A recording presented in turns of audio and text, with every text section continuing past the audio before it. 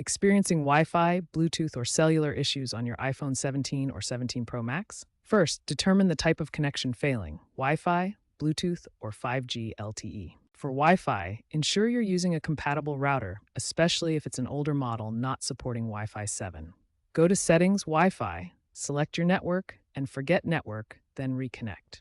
If problems persist, reset your network settings at Settings, General, Transfer, or Reset iPhone, Reset Network Settings. For Bluetooth, toggle it off and on in Settings, Bluetooth, or forget and repair your devices. 5G LTE problems? Toggle airplane mode on and off. Check for carrier settings updates in Settings, General, About. A weak cellular signal may need you to reset network settings. Keep in mind that Apple released iOS 18.2 to fix codec mismatches. If basic steps fail, consider advanced troubleshooting. For Wi-Fi, use a Wi-Fi Analyzer app to check for channel interference.